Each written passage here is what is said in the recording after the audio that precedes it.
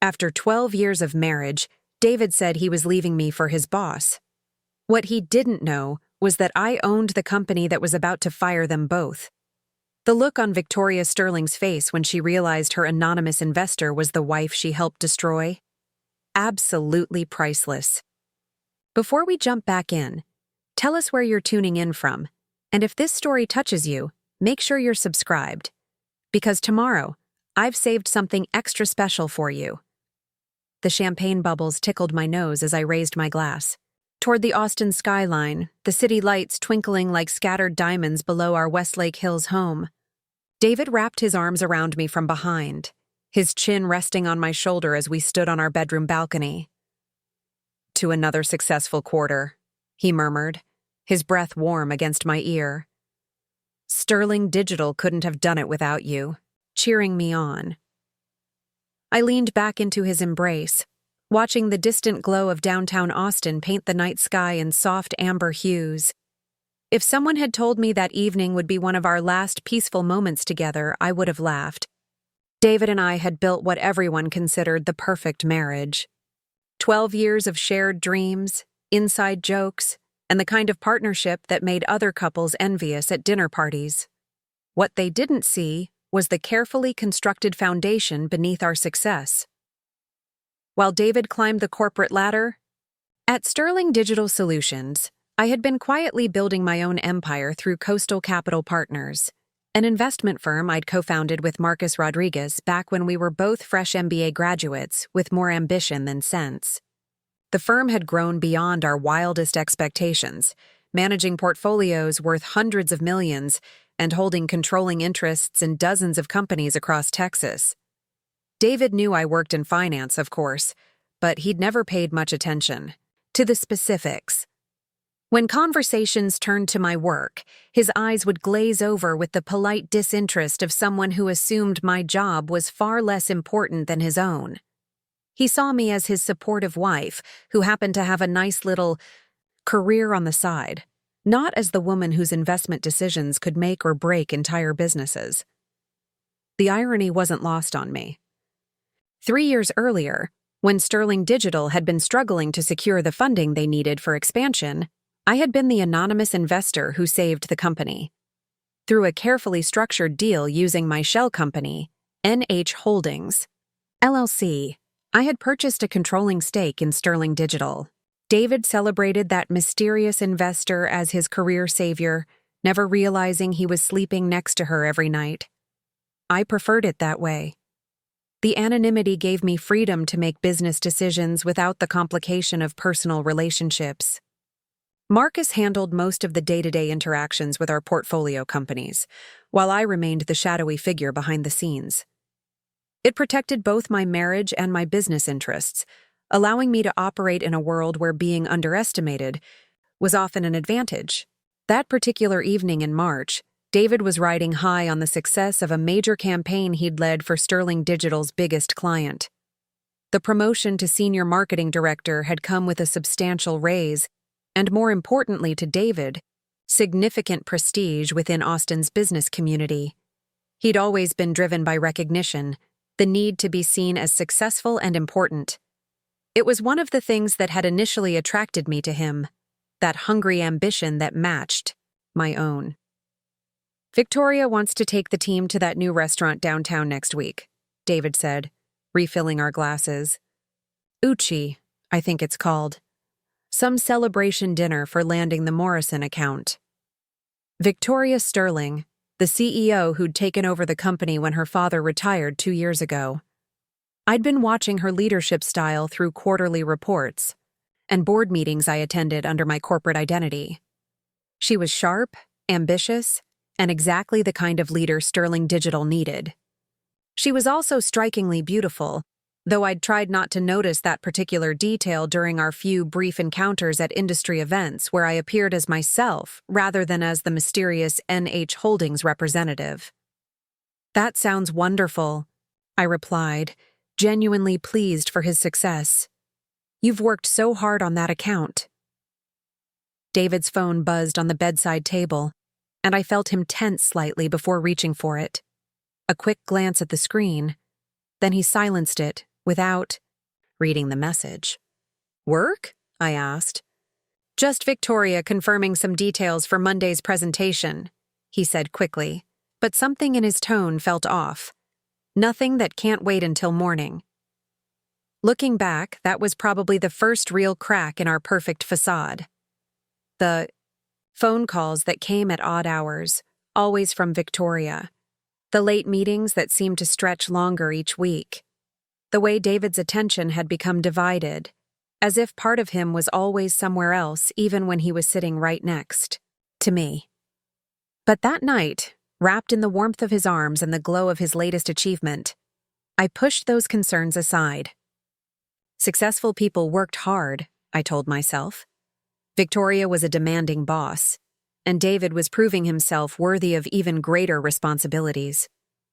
The investment I'd made in Sterling Digital was paying dividends not just financially, but in my husband's career satisfaction.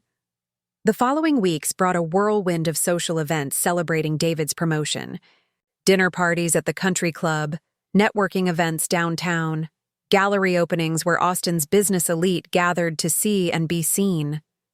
David thrived in these environments, charming clients and colleagues with the easy confidence that had first caught my attention at a charity auction 12 years ago. I played my role perfectly. The supportive wife who asked thoughtful questions and remembered everyone's names. What most people didn't realize was that I often knew more about their businesses than they suspected. Through Coastal Capital's extensive portfolio, I had my fingers on the pulse of Austin's entire business ecosystem. The art gallery owner whose mortgage we held, the restaurant chain we'd helped expand, the tech startup we'd funded in its early days. I moved through these events like a secret agent in plain sight. "Natalie's got such a good head for business," David would tell people, his arm around my waist. "Always asking the smart questions. I'm lucky to have her insights." The patronizing tone stung more than he knew. David genuinely believed he was being complimentary, but his words revealed how little he understood about my actual capabilities. In his mind, I was a clever amateur offering helpful suggestions, not a professional whose investment strategies had generated returns that dwarfed his annual salary. One evening in early April, we attended a mixer for Austin Business Journal's 40 Under 40 honorees. David had been nominated but didn't make the final list, a disappointment he'd been carrying with obvious frustration. Victoria Sterling, however, had not only made the list but was featured on the cover, photographed in a power pose against the Austin skyline. "She deserves it," David said as we studied the magazine display near the entrance. "Victoria's transformed that company. The revenue growth since she took over has been incredible." I nodded, knowing exactly how incredible. As the company's primary investor, I received detailed financial reports that showed just how successfully Victoria had executed the expansion plan I'd funded. She was brilliant, no question about it. She was also standing across the room in a stunning black dress that hugged her curves perfectly, drawing admiring glances from half the men in attendance. "Should we go congratulate her?" I suggested, partly from genuine professional respect, and partly from curiosity about the woman who'd been consuming so much of my husband's time and attention. We made our way through the crowd, past clusters of Austin's rising business stars nursing craft cocktails and discussing market trends. Victoria was holding court near the bar, surrounded by admirers, but somehow maintaining an air of approachable authority that I had to admire. "David!" she exclaimed when she spotted us, her face lighting up with genuine warmth. "And you must be Natalie. I've heard so much about you." Her handshake was firm, her smile radiant, and her attention seemed completely focused on our conversation despite the crowd clamoring for her time. I could see why David spoke of her with such admiration.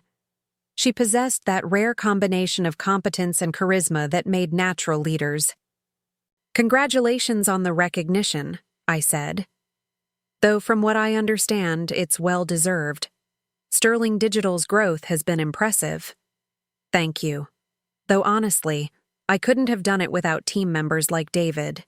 His creative vision has been instrumental in our success." The way she looked at him when she said it made something cold settle in my stomach. There was warmth there, yes, but also something more intimate than professional appreciation. David's response was equally telling, a slight flush of pride and pleasure that went beyond career satisfaction. "We should let you get back to your admirers," I said quickly, suddenly eager to escape the magnetic pull of their obvious connection. "Of course, but we should all get dinner soon," Victoria replied. "I've been meaning to meet the woman who keeps our star director so grounded and happy." As we walked away, David was practically glowing. "See what I mean? She's incredible. The way she thinks strategically, how she can see opportunities others miss. Working for her has been the best thing that's ever happened to my career." The enthusiasm in his voice was unmistakable, and it wasn't just about business anymore. David had always been driven by success, but this was different. This was personal admiration bordering on infatuation, and the realization hit me like a physical blow. That night, as David slept beside me, I stared at the ceiling and tried to process what I'd witnessed. The woman I'd been anonymously funding, whose business success I'd made possible, was stealing my husband's heart. The investment that was supposed to secure our financial future was threatening to destroy our marriage. I pulled out my phone and scrolled through Sterling Digital's recent financial reports, looking at them with new eyes. The company was thriving, yes, but Victoria's leadership style was creating a culture where long hours and intense dedication were not just expected, but celebrated. David wasn't just working late because the job demanded it. He was working late because he wanted to impress her, to prove himself worthy of her attention and approval. The next morning brought the first direct confrontation with the reality I'd been avoiding. David's phone rang during breakfast, Victoria's name flashing on the screen. Instead of the quick, professional conversations I was used to overhearing, this call stretched on for 20 minutes. David's voice was animated, punctuated by laughter that sounded more intimate than professional. "Sorry about that," he said when he finally hung up. "Victoria had some ideas about the Henderson proposal that she wanted to run by me." "On a Saturday morning?" I asked, trying to keep my tone light. You know how she is. When inspiration strikes, she acts on it. That's what makes her such an effective leader. I watched him finish his coffee, noting the way his eyes lit up when he talked about her ideas, the energy that seemed to radiate from him whenever her name came up. Preparing and narrating this story took us a lot of time, so if you are enjoying it, subscribe to our channel. It means a lot to us. Now back to the story. This wasn't just professional admiration anymore. David was falling in love with his boss, and he either didn't realize it or didn't care enough to hide it. The following weeks brought a parade of warning signs that I could no longer ignore. David's grooming habits changed subtly. Better cologne, more attention to his appearance, a new gym membership that he actually used. Our dinner conversations increasingly centered around Victoria's latest initiatives, her insights, her vision for the company's future. When I tried to steer discussions toward our own plans or interests, David's attention would drift, his responses becoming perfunctory. The final piece of evidence came during a dinner party at our neighbors, the Chens. Tommy Chen had mentioned seeing David and Victoria at the Continental Club the previous Thursday, sharing what looked like an intimate conversation over drinks. "Probably talking business," Tommy had said with a knowing smile, though they seemed pretty engrossed in each other. David's explanation later was smooth and reasonable. A client had canceled a meeting, leaving them both with unexpected free time. Victoria had suggested they use the opportunity to strategize about the upcoming quarterly review. Nothing inappropriate, just two colleagues making productive use of an unexpected break in their schedules. But I knew my husband well enough to recognize the signs. The slight defensiveness in his tone, the way he avoided eye contact when explaining, the unnecessary detail that suggested a rehearsed story. David was having an affair, or at least moving steadily toward one, and he was doing it with the woman whose company I secretly owned. The irony was almost laughable. I had funded Victoria's success, enabled her rise to power, and now she was using that position to seduce my husband. The investment I'd made to secure our future was becoming the instrument of our destruction. And David, oblivious to the web of connections around him, was walking blindly toward a betrayal that would cost him far more than he could possibly imagine. As I lay awake another night, listening to David's peaceful breathing beside me, I realized that our perfect life had been an illusion all along. The success, the harmony, the shared dreams, all of it built on foundations of secrecy and misunderstanding that were finally beginning to crumble.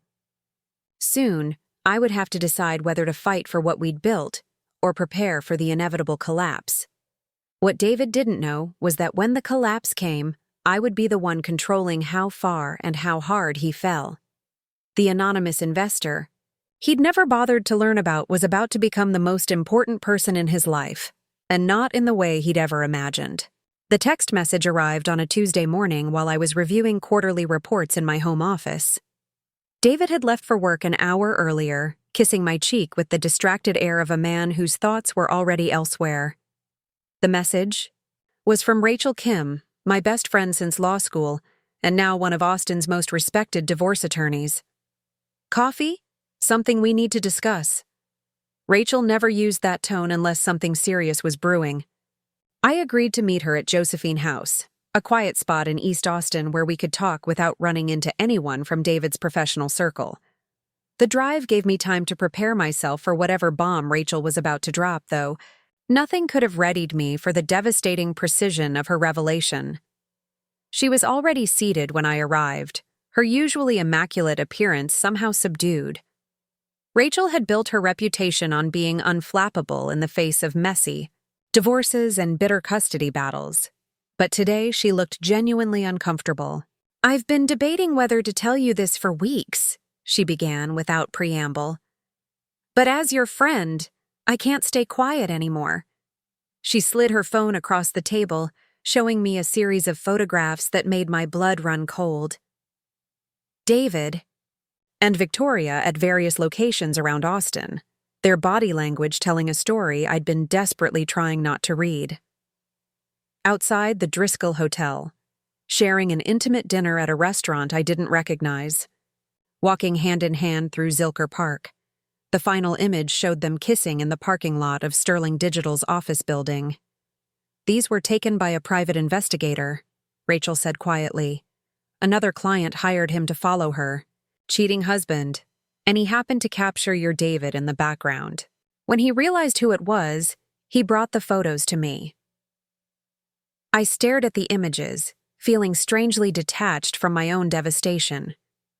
Part of me had known this was coming, had seen the signs accumulating like storm clouds on the horizon. But knowing and seeing were entirely different experiences.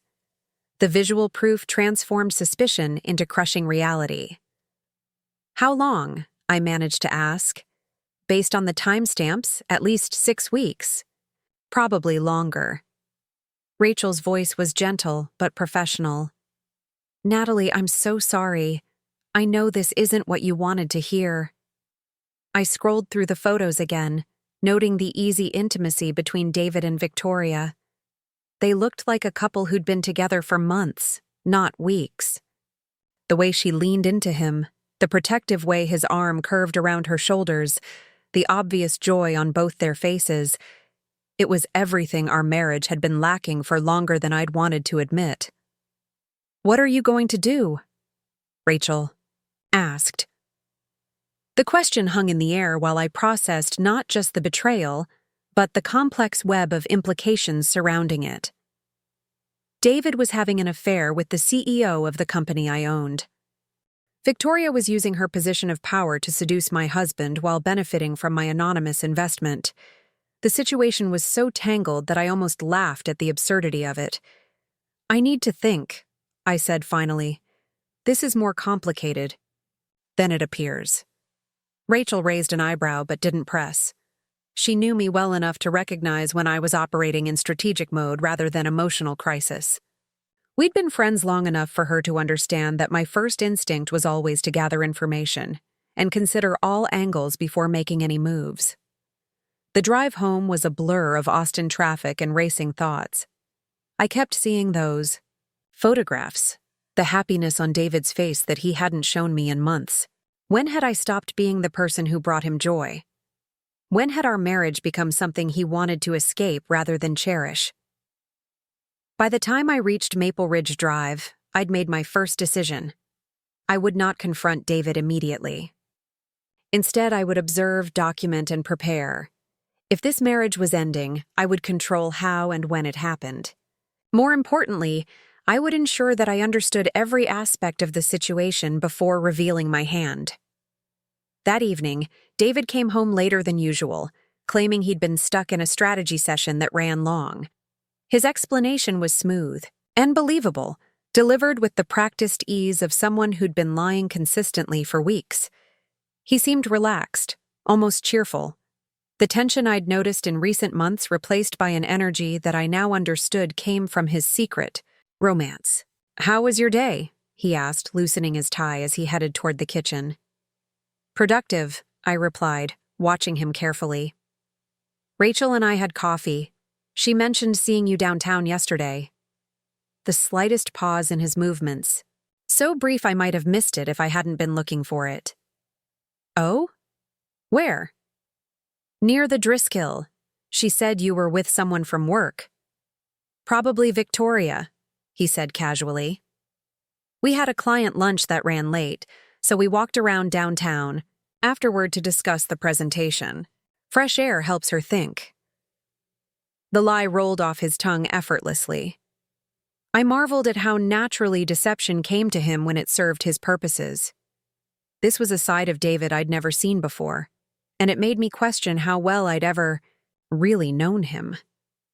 "She seems very dedicated," I observed. "She is. That's what makes her such an effective leader. She's willing to put in the extra time and effort to get things right." The irony of his words wasn't lost on me. Victoria was, indeed, putting in extra effort, just not the kind that would benefit Sterling Digital's shareholders. She was systematically destroying the personal life of her company's primary investor while conducting her affair under the guise of professional dedication. Over the following days, I began my own investigation. Using my access to Sterling Digital's financial records and employee communications, I started building a timeline of David and Victoria's relationship. What I discovered was both more extensive and more calculating than I'd imagined. The affair had begun almost immediately after Victoria took over as CEO. Their first documented interaction outside of normal business occurred just 3 weeks after her promotion, a dinner that was supposedly to discuss David's role in the company's expansion plans. From there, the meetings had become more frequent and more personal, always carefully disguised as business necessities. What disturbed me most was the pattern of manipulation I uncovered. Victoria had systematically isolated David from his colleagues, creating special projects that required him to work directly with her. She'd restructured his responsibilities to increase his dependence on her approval and guidance. She'd even arranged for him to travel with her to conferences where their hotel accommodations were suspiciously coordinated. This wasn't a spontaneous romance that had developed naturally between two colleagues. This was a calculated seduction, executed with the precision of a corporate takeover. Victoria had identified David as a target and pursued him with the same strategic thinking she applied to business ventures. The realization filled me with cold fury. As Sterling Digital's anonymous owner, I'd trusted Victoria to run the company with integrity and professionalism. Instead, she was using her position to conduct personal affairs that created liability and compromised the business environment. Worse, she was doing it with complete disregard for the fact that her actions were destroying an investor's marriage. But my anger was equally directed at David. He wasn't an innocent victim in this scenario. He was a married man who'd chosen to betray his vows for the thrill of an affair with his younger, more successful boss. The David I'd thought I knew would have been horrified by such behavior. This David was apparently capable of compartmentalizing his ethics when it suited his desires. As I dug deeper into the company's communications, I discovered another disturbing element. Victoria had been subtly undermining other employees who might pose competition for David's attention or advancement. 2 promising marketing directors had been transferred to less desirable positions after showing too much familiarity with David during team meetings. A talented female executive had been passed over for promotion after Victoria expressed concerns about her team fit. Victoria was reshaping the entire company culture to support her relationship with David, creating an environment where her personal desires took precedence over business objectives.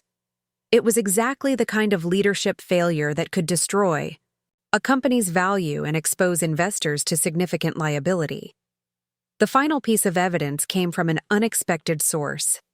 Marcus Rodriguez called me one afternoon with concerns about Sterling Digital's recent performance metrics. As my partner in Coastal Capital, he monitored our portfolio companies for any signs of trouble that might require intervention. "Something's off about Sterling Digital," he said without preamble. "The numbers look good on the surface, but there are some troubling patterns in the employee satisfaction surveys and productivity metrics." "What kind of patterns?" I asked, though I suspected I already knew. "Declining morale, increased turnover in key departments, complaints about favoritism, and unclear promotion criteria. The kind of issues that suggest leadership problems at the top level." Marcus was identifying from an objective business perspective the same problems I'd uncovered through my personal investigation. Victoria's affair with David wasn't just destroying my marriage, it was compromising the company's effectiveness and threatening the value of my investment. "Should we schedule a board meeting?" Marcus continued. "If there are serious management issues, we need to address them before they impact our returns." "Not yet," I said carefully. "Let me do some additional research first. I want to understand the full scope of the problem before we take any action." That evening, I sat in my home office staring at the evidence I'd accumulated. Bank records showing David's increased spending on restaurants and hotels. Company communications revealing the preferential treatment he'd been receiving. Photographs documenting their public displays of affection.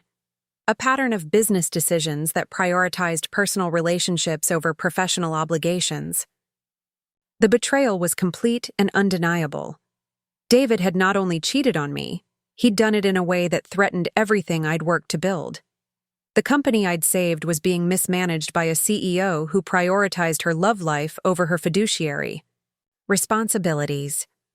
The husband I'd supported was using his position to conduct an affair that could expose both our personal finances and my business interests to significant risk. But perhaps most insulting of all was the casual arrogance with which they'd conducted their relationship.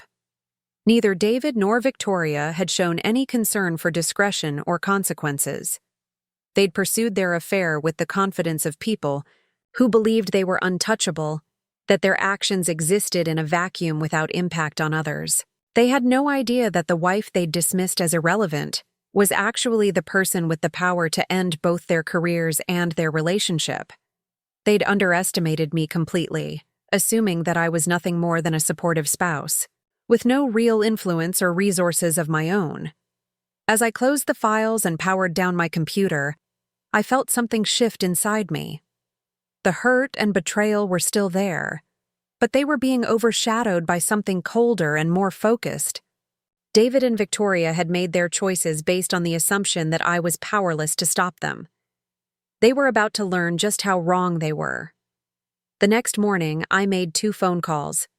The first was to Rachel, asking her to begin preparing divorce papers, but to keep them confidential until I was ready to proceed. The second was to Marcus, requesting that he compile a comprehensive review of Victoria's performance as CEO, with particular attention to any decisions that might compromise the company's value or create legal liability. David left for work that morning with a kiss on my cheek and a promise to be home for dinner. He had no idea that his wife was already 3 steps ahead of him, preparing to dismantle the carefully constructed deception that had consumed our marriage. The anonymous investor he'd never bothered to learn about was about to become the most important person in his life. The betrayal was complete, but the consequences were just beginning. The revelation came during a routine Wednesday morning call with Patricia Walsh, Coastal Capital's corporate attorney. I'd asked her to review Sterling Digital's recent corporate governance decisions, ostensibly as part of our standard portfolio oversight. What she discovered changed everything I thought I knew about my position in this unfolding disaster. "Natalie, we need to talk immediately." Patricia's voice carried an urgency I'd rarely heard from the unflappable lawyer. "Can you come to my office this morning? There's something about the Sterling Digital situation that you need to see in person." An hour later, I sat across from Patricia's mahogany desk while she spread out a series of legal documents that made my pulse quicken. The woman who'd guided me through countless complex business deals over the past decade wore an expression of barely contained excitement mixed with professional concern. "I've been reviewing Sterling Digital's corporate structure as you requested," she began, adjusting her reading glasses.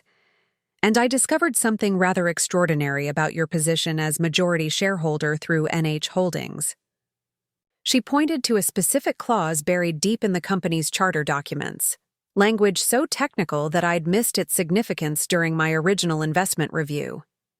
This provision gives the majority shareholder the right to call for immediate review of executive performance based on conduct that could compromise company assets or create legal liability. My heart began racing as Patricia continued her explanation. "More importantly, there's a morality clause here that specifically addresses relationships between executives and employees. If the CEO engages in conduct that creates a hostile work environment or exposes the company to harassment liability, the majority shareholder can initiate immediate removal proceedings." The implications hit me like lightning. Victoria's affair with David wasn't just a personal betrayal. It was a clear violation of corporate governance standards that gave me the legal right to remove her from her position. As the anonymous owner of Sterling Digital, I had the power to end both their careers and their relationship with a single board resolution. "There's more," Patricia continued, pulling out another document. "The executive compensation agreements include clawback provisions for misconduct. If Victoria is removed for cause, she forfeits not only her severance package, but also her stock options and performance bonuses dating back 2 years. We're talking about approximately $4 million. I stared at the documents, processing the magnitude of what Patricia had uncovered. The legal framework already existed to destroy Victoria's career and financial security. All I needed was documentation of the misconduct, which I already possessed in abundance. "What about David?" I asked, though I suspected I already knew the answer. As a direct report engaging in an inappropriate relationship with his supervisor, he'd be terminated for cause as well. No severance, no benefits continuation, and his non-compete clause would remain in effect, essentially blacklisting him from the Austin marketing industry for 18 months. The power I'd been unknowingly holding was breathtaking. With the right legal strategy, I could eliminate both David and Victoria from their professional positions while reclaiming control of the company they'd been mismanaging. The anonymous investor they'd ignored and dismissed was actually the person who controlled their professional destinies. "Patricia, I need you to prepare 2 sets of documents," I said, my voice steadier than I felt. "First, a formal board resolution, calling for CEO review based on the evidence we've discussed. Second, documentation of the hostile work environment claim, including the pattern of favoritism and retaliation against other employees. And the timeline for implementation?" I considered the question carefully. The nuclear option Patricia had outlined would devastate both David and Victoria immediately, but timing would be crucial for maximum impact. I wanted them to understand not just that they were being punished, but exactly who was administering that punishment and why.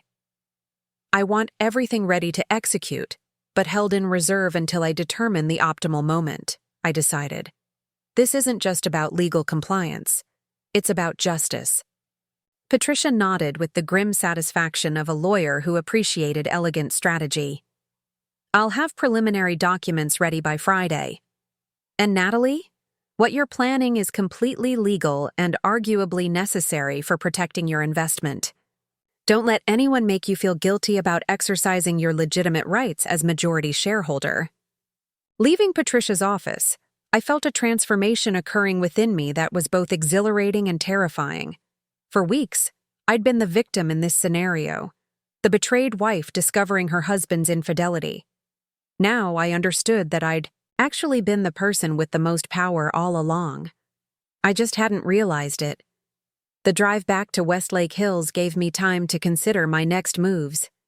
Simply destroying David and Victoria's careers would be satisfying, but it wouldn't address the deeper issue of how they'd manipulated and deceived me.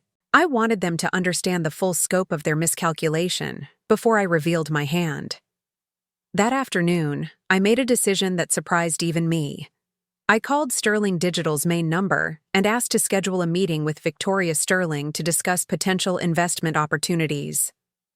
Using my real name rather than the NH Holdings corporate identity, I positioned myself as a successful Austin investor interested in exploring partnership possibilities. Victoria's assistant was immediately accommodating. Ms. Sterling would be delighted to meet with me Thursday afternoon. Could I provide some background on my investment focus?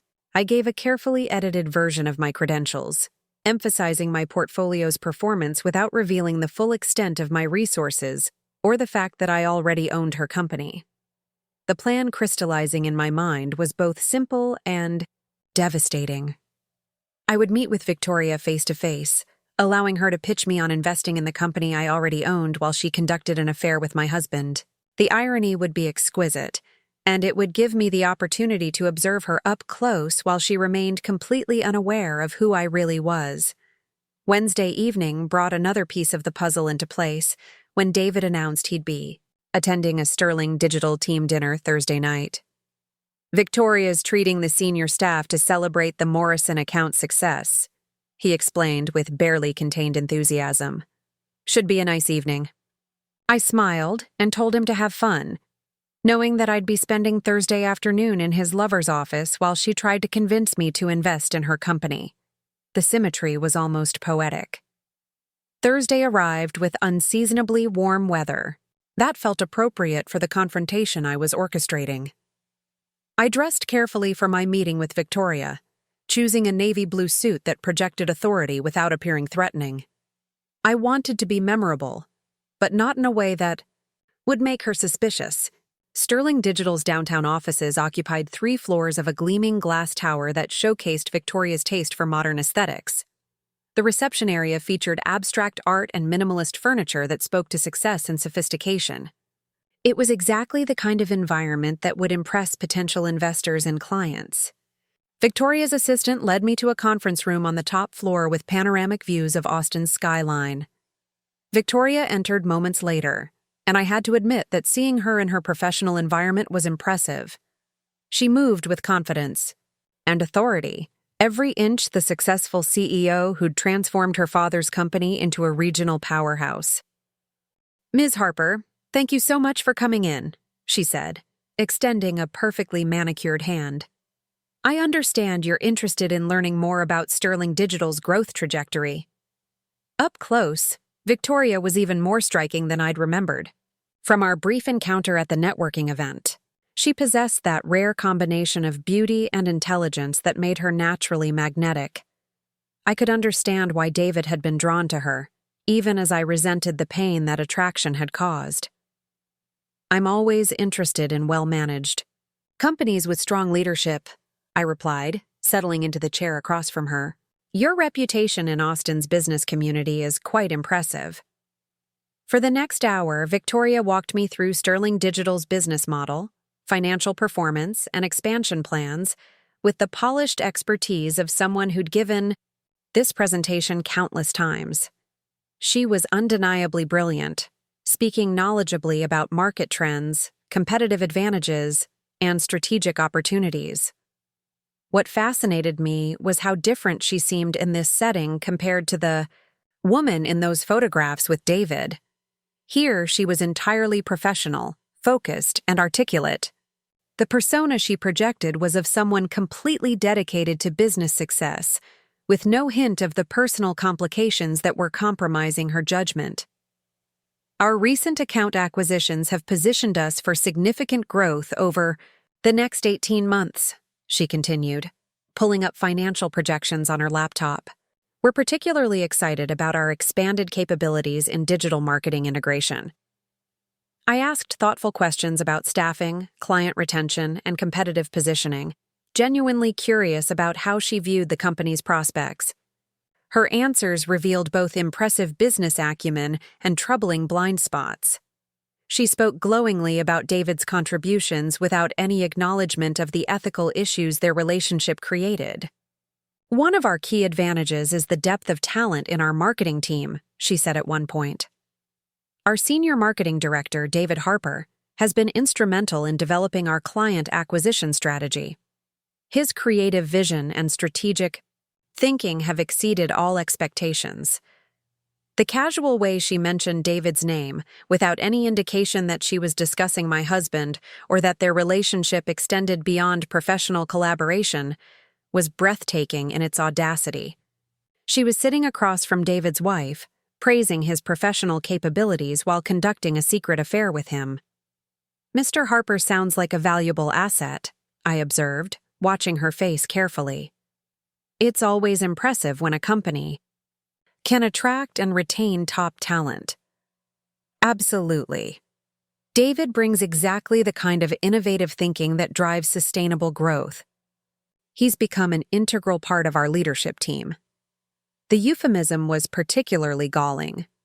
David had indeed become integral to Victoria's plans, just not in the way that would benefit Sterling Digital's shareholders. I wondered if she genuinely believed her own corporate speak, or if she was simply that comfortable with compartmentalizing her professional and personal motivations. As the meeting continued, I found myself developing a grudging respect for Victoria's business capabilities, even as I planned her professional destruction. She was clearly talented and had genuinely improved Sterling Digital's performance during her tenure. Under different circumstances, she might have been exactly the kind of CEO that would maximize my investment returns. But circumstances weren't different. She'd chosen to pursue my husband while managing my company, creating conflicts of interest that compromised her effectiveness and threatened the business I'd worked to build. Talent without integrity was ultimately worthless in a leadership position. I'm impressed by what you've accomplished, I said as our meeting drew to a close. Sterling Digital clearly has strong fundamentals and capable leadership.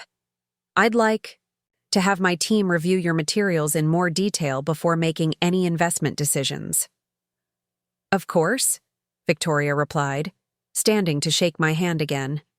I appreciate your interest, and I hope we'll have the opportunity to work together.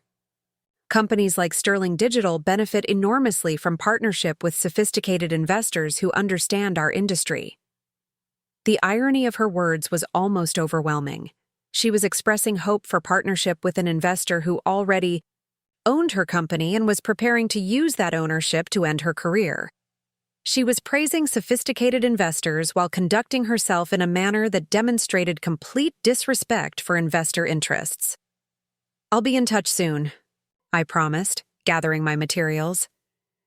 You can expect to hear from my representatives within the next few days. Walking back to my car, I felt the final pieces of my strategy clicking into place. Victoria had given me everything I needed to justify the actions I was planning.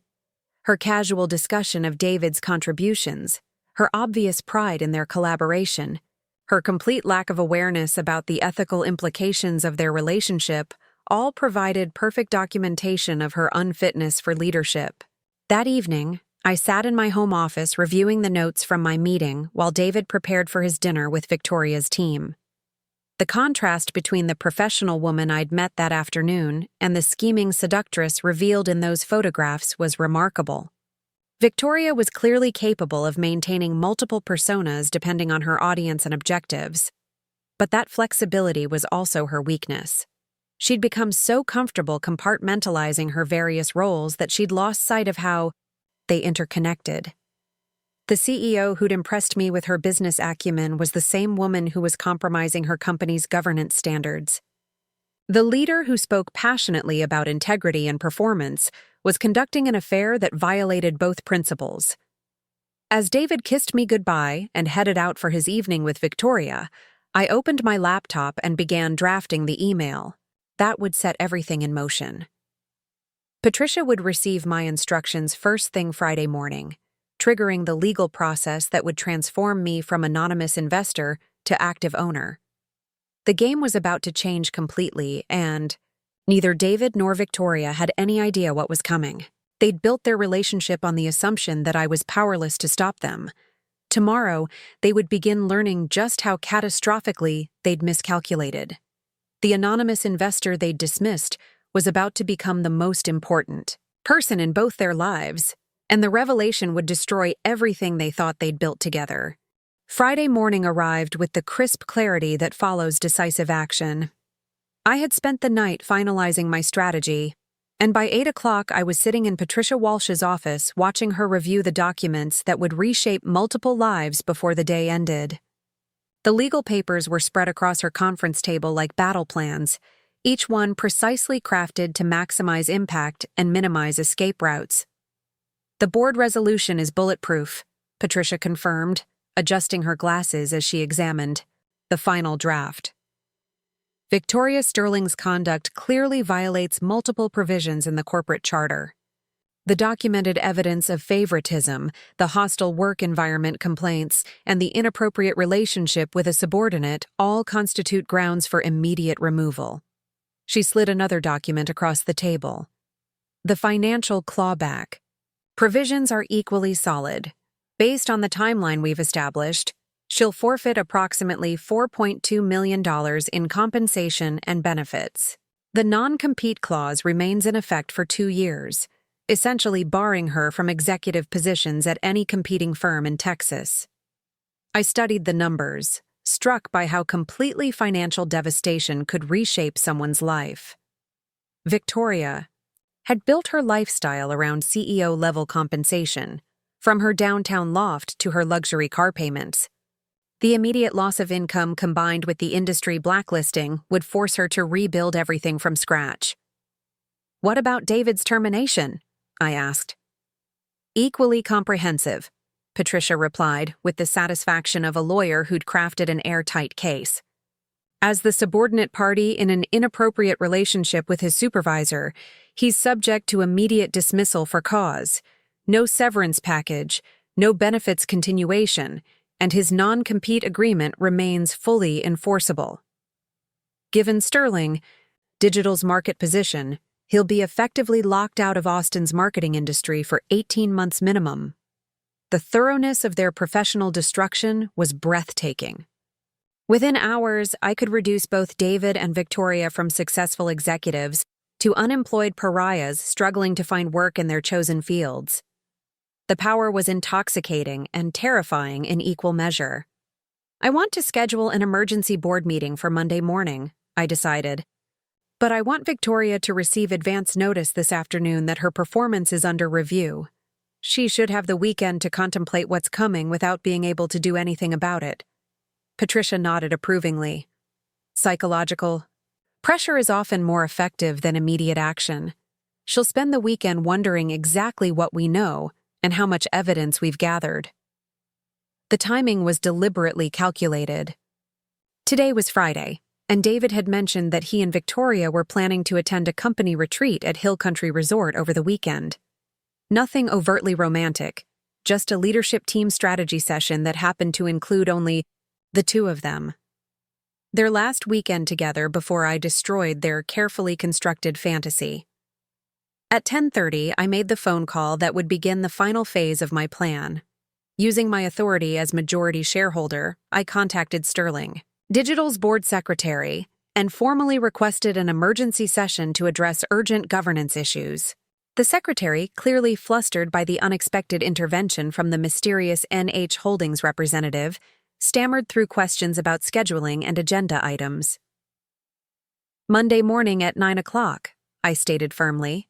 The agenda will focus on executive performance review and potential leadership changes. Ms. Sterling should be advised that her employment status will be under discussion." The secretary's sharp intake of breath was audible through the phone.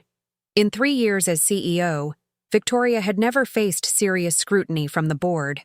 She'd assumed her position was secure, protected by strong financial performance and the absence of any obvious problems. The notification that her job was suddenly in jeopardy would shatter that comfortable assumption. By noon, word of the emergency board meeting had reached Victoria. I knew this because David called me from Sterling Digital's office, his voice tight with barely controlled panic. "Natalie, something strange is happening at work," he said without preamble. "Victoria just got notification that the board wants to review her performance on Monday. Nobody knows what triggered it or what they're planning to discuss." I injected appropriate concern into my voice. "That does sound unusual. Do you think there's some kind of problem with the company?" "I don't know. Victoria's been an excellent CEO. The financial results speak for themselves. His loyalty to her was touching, if misguided. She's trying to figure out who called for the review and what their concerns might be."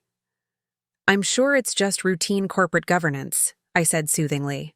"These things probably happen all the time in successful companies."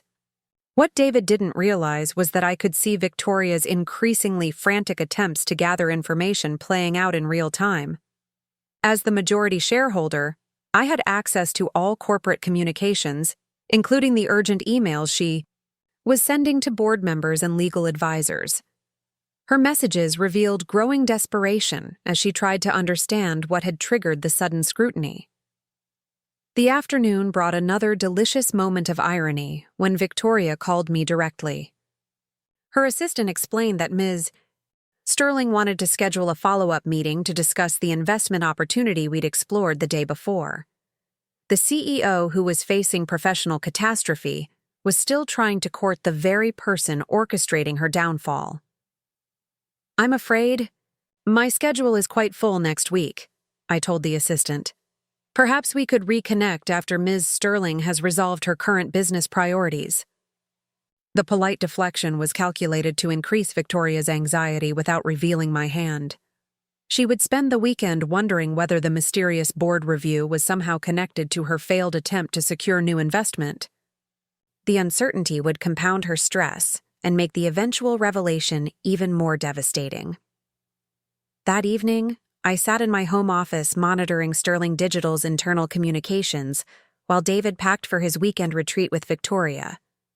His suitcase lay open on our bed, filled with casual clothes that suggested long walks and intimate conversations rather than business strategy sessions. He was humming softly as he folded shirts, obviously looking forward to uninterrupted time with his lover. "The resort has a spa," he mentioned casually. Victoria thought it would be good for the team to decompress after all the recent stress. The team consisted of exactly 2 people, neither of whom would be decompressing once Monday morning arrived. I watched David select his favorite cologne, the one I'd given him for our anniversary 2 years ago, and felt a pang of sadness for what we'd lost. Despite everything, part of me still remembered the man I'd fallen in love with, the ambitious but principled person who'd seemed incapable of this level of betrayal. "That sounds lovely," I said, managing to keep my voice neutral. "You both deserve some time to relax and plan for the future."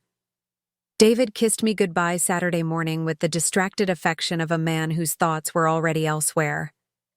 I watched his car disappear down Maple Ridge Drive, knowing it would be the last time he left our house as my husband in anything but name. By Monday evening, our marriage would be over in all but the legal formalities. The weekend passed with agonizing slowness as I waited for Monday's confrontation. I spent Saturday reviewing the evidence Patricia had compiled, ensuring that every detail of Victoria and David's misconduct was properly documented. The paper trail was devastating, revealing not just their affair, but the systematic way they'd manipulated Sterling Digital's culture to support their relationship. Sunday brought news that confirmed my suspicions about their retreat. Tommy Chen, our neighbor who served on the board of directors for the Hill Country Resort, mentioned seeing David and Victoria sharing an intimate dinner at the resort's restaurant Saturday night. Their table was secluded, their conversation animated, and their behavior clearly that of lovers rather than colleagues. They seemed very close, Tommy observed with the knowing look of someone who'd witnessed obvious indiscretion. I hope everything's okay with you and David. The innocent concern in his voice almost made me laugh. Tommy had no idea that his casual observation was providing the final piece of evidence I needed for Monday's board meeting. The weekend retreat that David and Victoria thought was a romantic escape was actually generating documentation of their misconduct that would be used to destroy their careers. Monday morning arrived with unseasonable coolness that felt appropriate for the confrontation ahead. I dressed carefully in a charcoal gray suit that projected authority and professionalism, the armor of a woman prepared for corporate warfare. The reflection staring back at me from the bedroom mirror looked calm and determined, showing no trace of the emotional turmoil that had consumed me just weeks earlier. Patricia met me at Sterling Digital's offices at 8:30, carrying the legal documents that would reshape the company's leadership within the hour. The building's lobby was quiet, with only security guards and cleaning staff present at the early hour. Victoria's executive assistant wouldn't arrive until 9, which gave us time to prepare the conference room and review our strategy one final time. Remember, you're not Natalie Harper, the betrayed wife in this room, Patricia advised as we rode the elevator to the executive floor. You're the majority shareholder of NH Holdings exercising legitimate oversight of your investment. Personal motivations are irrelevant to the business case we're presenting. The distinction was crucial, both legally and psychologically. While my actions were motivated by personal betrayal, the justification for Victoria's removal was entirely professional. She'd violated corporate governance standards, created legal liability, and compromised the company's effectiveness. The fact that she'd done it while conducting an affair with my husband was painful irony, not the legal basis for her termination. At precisely 9 o'clock, Victoria entered the conference room expecting a routine board meeting to address whatever mysterious concerns had triggered the emergency session. She was dressed impeccably in a navy blue power suit, her confidence intact despite the weekend's uncertainty. The transformation on her face when she saw me sitting at the head of the conference table was worth every moment of planning and preparation. "Ms. Harper?" she said, her voice betraying the first hint of confusion. "I wasn't expecting you to be here." "Good morning, Victoria," I replied, gesturing for her to take a seat. "Please, sit down. We have quite a bit to discuss." The next few moments were a masterclass in psychological warfare, as Victoria processed the implications of my presence. She glanced at Patricia, noting the legal documents spread across the table, then back at me with growing alarm. The successful CEO who'd spent the weekend planning strategy with my husband was beginning to understand that she'd walked into a trap. "I'm afraid I don't understand," Victoria said, remaining standing despite my invitation. "What exactly is the purpose of this meeting?" "I'm here representing NH Holdings, the majority shareholder of Sterling Digital," I explained calmly. "We've become concerned about certain governance issues that require immediate attention." The color drained from Victoria's face as the full scope of the situation became clear. The woman she'd met with last Thursday, the potential investor she'd tried to court, was actually the anonymous owner of her company. More devastating still, she was beginning to realize that I might also be connected to David in ways that would make their affair exponentially more dangerous. "NH Holdings," she repeated slowly, as if testing the words. "You're the majority shareholder." "I am. And you, Ms. Sterling, have been managing my company while conducting yourself in a manner that violates multiple provisions of your employment agreement. Patricia opened the first folder and began reading from the documented evidence of Victoria's misconduct. The inappropriate relationship with a subordinate employee. The preferential treatment that created a hostile work environment for other staff members. The use of company resources for personal activities. The systematic retaliation against employees who might pose competition for David's attention. Each accusation landed like a physical blow, and I watched Victoria's professional composure crumble as she realized the thoroughness of our investigation. The woman who'd projected such confidence and authority during our meeting Thursday was disappearing, replaced by someone who understood that her carefully constructed life was collapsing in real time. Furthermore, Patricia continued, your conduct has exposed Sterling Digital to significant legal liability. Sexual harassment claims, wrongful termination suits, and discrimination complaints are all foreseeable consequences of the work environment you've created. This is about David, Victoria said suddenly, her voice barely above a whisper. You're David Harper's wife. The admission hung in the air like a confession. Victoria had finally connected the dots between my identity as majority shareholder and my relationship to the married man she'd been seducing. The expression on her face revealed that she understood the full scope of her miscalculation. Yes, I am, I confirmed. Though that fact is irrelevant to your employment status. You're being terminated for cause based on documented violations of corporate policy and professional standards. Patricia slid the termination papers across the table, each page detailing the financial consequences of Victoria's removal. The forfeiture of stock options, the clawback of performance bonuses, the enforcement of non-compete clauses. $4.2 million vanishing with a signature. You can't do this, Victoria protested, though her voice lacked conviction. The board will never support this. The board has already been presented with the evidence, I replied. As majority shareholder, I have the authority to remove executives for cause. Your conduct clearly meets that standard. The meeting continued for another 30 minutes, as Patricia methodically dismantled every aspect of Victoria's professional life. Security would escort her from the building immediately. Her company equipment would be confiscated. Her access to Sterling Digital's facilities and systems would be terminated within the hour. But the final blow was yet to come. As Victoria signed the termination documents with shaking hands, I delivered the news that would complete her destruction. Oh, and Victoria, I said as she prepared to leave. David Harper's employment was also terminated this morning. He's being escorted from the building as we speak. The sound Victoria made was somewhere between a gasp and a sob. Her lover and her career had been eliminated simultaneously by the woman they'd both dismissed as irrelevant. The anonymous investor she'd never bothered to identify had destroyed everything she'd worked to build.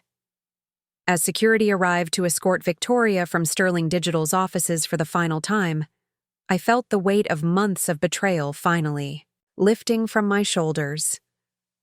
Justice had been served with surgical precision, and the people who'd underestimated me would spend years reckoning with the consequences of their arrogance. The game was over, and I had won more completely than either David or Victoria could have imagined. The aftermath of Victoria's termination spread through Sterling Digital like wildfire. Within hours, news of the CEO's sudden departure was circulating among employees, clients, and competitors throughout Austin's business community. The official statement cited governance concerns and strategic differences with the board, but the speed and finality of the action suggested something far more serious than routine corporate disagreement. I remained at Sterling Digital's offices through the afternoon, working with the interim management team to ensure operational continuity. The irony wasn't lost on me that I was now openly managing the company I'd been secretly funding for 3 years. Employees who'd never heard of NH Holdings suddenly found themselves reporting to representatives of their mysterious majority shareholder. David's termination had been handled with equal efficiency. Security had escorted him from the building, while he was still trying to process Victoria's dismissal. According to the reports I received, he'd been stunned into silence, barely managing to collect his personal belongings before being permanently barred from the premises. The golden boy who'd thrived under Victoria's protection was now just another terminated employee with no prospects and diminishing options. The financial markets reacted swiftly to the leadership change. Sterling Digital's stock price fluctuated wildly as investors tried to assess the implications of sudden management upheaval. Industry analysts began speculating about the mysterious circumstances surrounding Victoria's departure, with some suggesting potential scandal or misconduct. The company's reputation, carefully built over years of success, was now tainted by questions about its former leadership. Marcus Rodriguez arrived at Sterling Digital's offices Tuesday morning to help navigate the transition. As my partner in Coastal Capital, he'd been briefed on the situation, but not the personal details that had motivated my actions. His focus was entirely on protecting our investment and maintaining the company's value during the leadership crisis. The board needs to announce permanent leadership as soon as possible, Marcus advised during our strategy session. Uncertainty about management direction is killing our market position. I agree, I replied, reviewing the candidate profiles human resources had compiled. But we need someone with unquestionable integrity and no connections to the previous administration. The emphasis on integrity wasn't lost on Marcus, though he was diplomatic enough not to probe the underlying reasons for Victoria's removal. Corporate governance violations could encompass everything from financial impropriety to ethical lapses, and experienced investors learned not to ask too many questions about internal company politics. By Wednesday, the full scope of Victoria's financial losses had become clear. The clawback provisions in her contract were more extensive than she'd realized, covering not only recent bonuses, but also stock options and deferred compensation, dating back to her appointment as CEO. Her downtown loft, purchased with anticipated earnings that would never materialize, was already listed for sale at a significant loss. David's situation was equally dire. His termination for cause meant no severance package and no benefits continuation. The non-compete clause that had seemed like a minor contract detail was now a career-ending restriction that prevented him from working for any Sterling Digital competitor in Texas for 18 months. Combined with his reputation as someone who'd been terminated for misconduct, his employment prospects in Austin's tight-knit marketing community were virtually non-existent. The personal consequences of their affair were becoming as devastating as the professional ones. Victoria and David's relationship, which had thrived on shared success and mutual ambition, was now anchored in mutual failure and recrimination. The stress of simultaneous career destruction was testing whatever genuine feelings had existed between them. I learned about their deteriorating relationship through Rachel Kim, who'd heard about their very public argument at a downtown bar. Friday evening. Apparently, David had been drinking heavily and loudly blaming Victoria for their predicament, claiming she'd promised him their relationship would be kept confidential. Victoria had responded with equal venom, suggesting that David had been naive to think their affair wouldn't eventually have consequences. They're destroying each other as efficiently as they destroyed their careers, Rachel observed during our lunch meeting. Though I have to say, watching karma work this precisely is somewhat satisfying. Rachel had been privy to my strategy.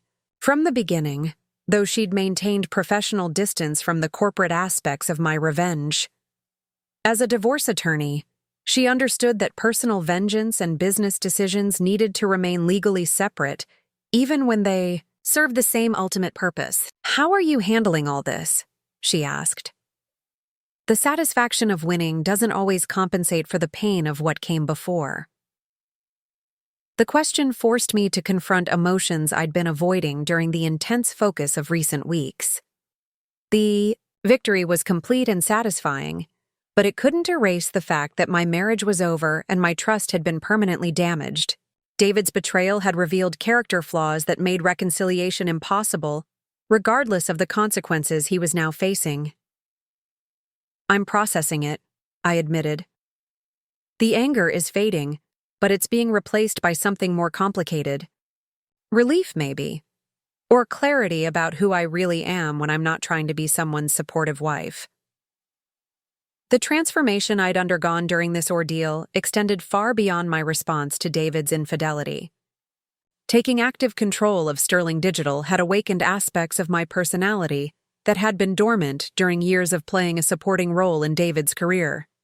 I'd discovered that I enjoyed corporate leadership and strategic decision-making, in ways that managing my investment portfolio from behind the scenes had never satisfied. By the following Monday, Sterling Digital had stabilized under interim management, and the board had approved my recommendation for permanent CEO. Susan Martinez, a veteran executive with an impeccable reputation and no connections to the previous administration, would take over immediately. Her first priority would be rebuilding the company's culture and eliminating the toxic dynamics that Victoria's leadership had created. The employee satisfaction surveys we conducted revealed the extent of the problems Victoria's affair with David had caused. Multiple staff members reported feeling demoralized by the obvious favoritism and concerned about the ethics of senior leadership. Several talented employees had been actively seeking other opportunities, and 2 had already submitted resignations before Victoria's termination was announced. Susan's appointment was universally welcomed by Sterling Digital's staff. Her reputation for fairness and professionalism offered hope that the company could move beyond the damage caused by Victoria's misconduct. More importantly, her external perspective would help identify and correct systemic issues that might have contributed to the governance failures. The broader Austin business community took longer to process the implications of Victoria's dramatic fall from grace. She had been seen as a rising star, someone whose success represented the new generation of corporate leadership. Her termination for ethical violations sent shockwaves through professional networks where she'd been considered a role model. David's professional reputation suffered even more severely. While Victoria could potentially rebuild her career in another market, David's termination as the subordinate party in an inappropriate relationship carried additional stigma. The perception was that he'd advanced through personal relationships, rather than merit, a career poison that would follow him regardless of geography. 3 weeks after the terminations, I received an unexpected phone call from David. His voice sounded hollow, stripped of the confidence and enthusiasm that had characterized our conversations during happier times. "Natalie, we need to talk," he said without preamble. "I know what you did, and I understand why you did it, but we need to discuss our future, whatever that might look like." I agreed to meet him at a coffee shop in South Austin, neutral territory where we could have a conversation without the weight of our shared history overwhelming the discussion. When I arrived, David was already seated at a corner table, looking older and more worn than I'd ever seen him.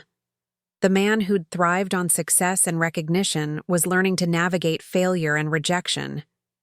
"You destroyed both our careers," he said without accusation. "Just stating a fact.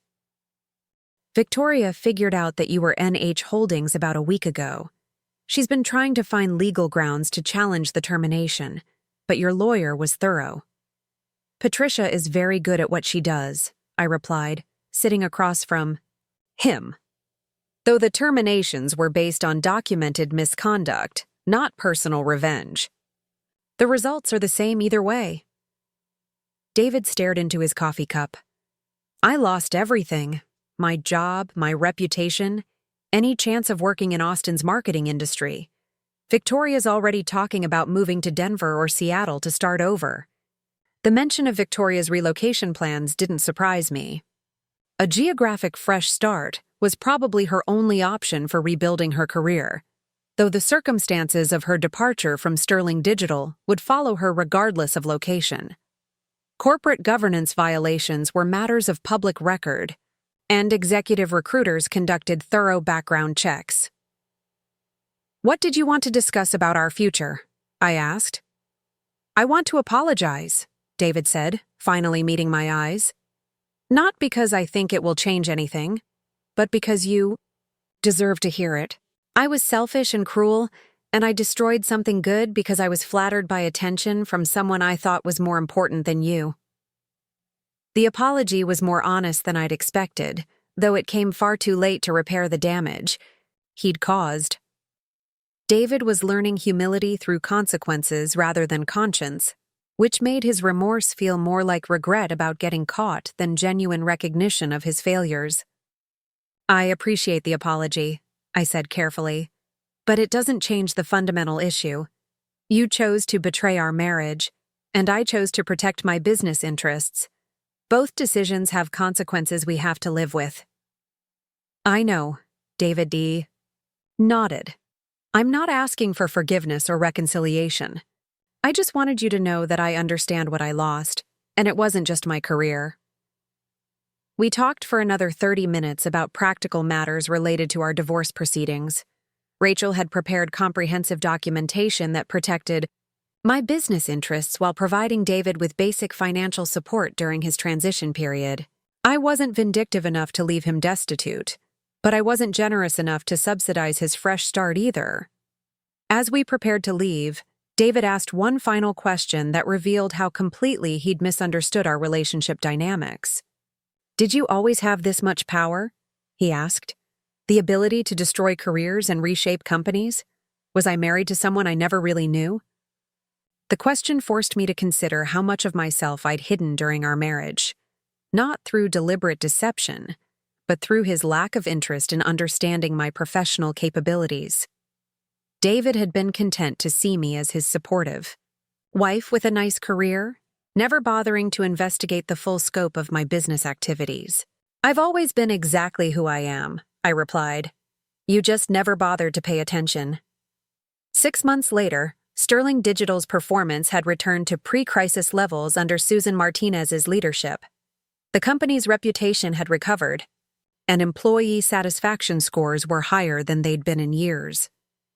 The toxic culture that Victoria's affair had created was replaced by professional standards that prioritized merit over personal relationships. Victoria had indeed relocated to Denver, where she was reportedly working as a consultant while trying to rebuild her career. The $4 million in forfeited compensation had forced her to downsize her lifestyle dramatically, though she was young enough to potentially recover financially given time and better judgment.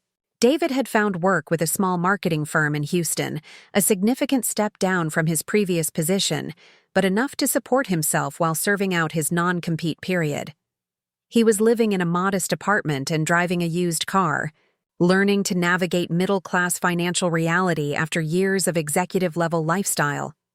As for me, I'd discovered unexpected satisfaction in taking a more active role in Coastal Capital's portfolio management. The experience of directly managing Sterling Digital during the transition had revealed capabilities I'd never fully explored. Marcus and I were considering expanding our hands-on approach to other investments, using our combined expertise to drive performance improvements rather than simply providing capital. The anonymity that had once protected my privacy was no longer necessary or desirable. I'd learned that stepping out of the shadows and taking direct action could be far more effective than operating behind the scenes. The mysterious investor persona had served its purpose, but the woman who'd emerged from David's betrayal was someone altogether more formidable. Looking back on the entire ordeal, I realized that David and Victoria had actually done me a favor, though certainly not intentionally. Their affair had forced me to confront the limitations I'd accepted in both my marriage and my career. The process of destroying their carefully constructed deception had revealed strengths and capabilities I'd never fully utilized. The anonymous investor who'd once been content to remain hidden had become a woman willing to step into the light and claim the power she'd always possessed. Sometimes the best revenge isn't just getting even, but discovering who you really are when you stop letting other people define your worth. Up next, you've got 2 more standout stories right on your screen. If this one hit the mark, you won't want to pass these up. Just click and check them out.